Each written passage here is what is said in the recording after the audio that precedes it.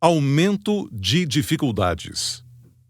Propostas de reforma tributária são uma constante no começo dos governos do presidente Lula e de outros. Hoje, no seu terceiro mandato, Lula estreia com essa mesma prioridade. No passado, as reformas serviram, na realidade, para gerar aumentos consideráveis da carga sobre a nação e manter o Brasil em situação perversa. A reestruturação do sistema tributário e fiscal está na condição de inadiável desde os anos 1970, quando o mundo ocidental, especialmente nas democracias mais evoluídas da Europa, adotou medidas para deixar os tributos não cumulativos, unificados e direcionados mais ao consumo do que à produção. Oneração do luxo e isenção do essencial, como alimentos básicos e toda a cesta da família, e, hoje, das energias verdes, das atividades ambientalmente sustentáveis. No Brasil, argumentos grandiloquentes fisgaram e fisgam a opinião pública distraída. Acena-se a mudar para melhor, para deixar pior.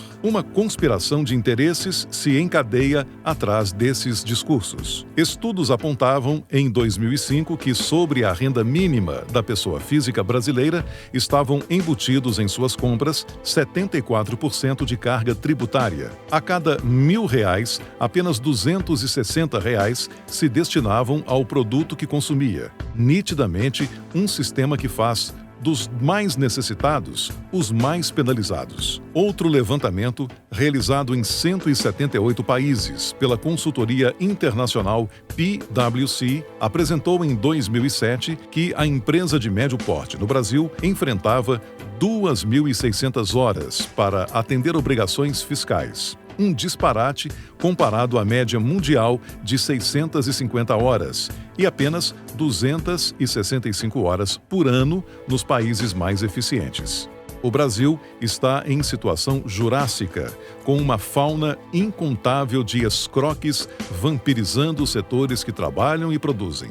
União, estados, municípios, entidades classistas, cartórios e autarquias se apossam de cerca de 40% do PIB. Ao mesmo tempo, as inconstitucionalidades permanecem a premiar a ineficiência e práticas arbitrárias, como cobrar ICMS por dentro, estabelecer preços fictícios como base de cálculo de combustíveis para cobrar mais impostos ilegais.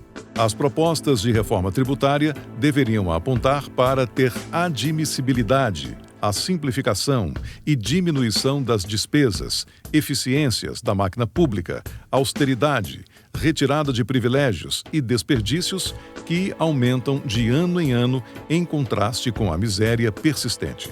Aumentar só quando não se pode diminuir.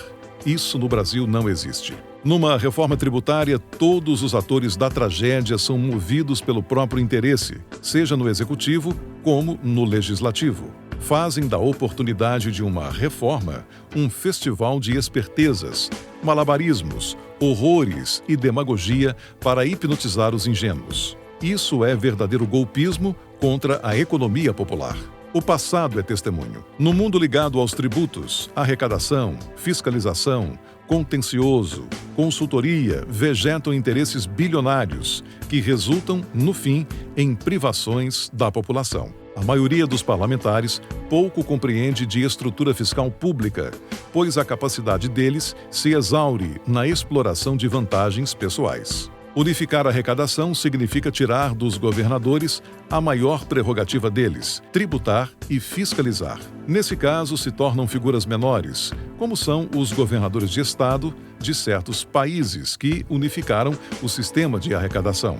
Tornam-se peças decorativas e perdem poder com eles os setores de fazenda, receita, procuradoria, etc. Difícil que eles concordem em perder o emprego, mas, se não bastasse, existe um sofisticado setor de assessoramento que presta serviços de planejamento tributário, consultoria, empreitadas para o êxito e até corrupção indireta de agente público. Natural, portanto, agir e lutar para não serem extintos. Ademais, no Congresso Nacional se registra uma centena de parlamentares formados em direito e ligados ao setor que encolheria significativamente com simplificações. O escritor italiano Alessandro Manzoni, no século XIX, definiu as figuras desse mundo de Azzeccagarbugli, ou simplesmente criador de intrigas, para vender os seus serviços. Reforma que se preze deveria ter sua admissibilidade aprovada, apontando diminuição do número de impostos e redução da carga geral.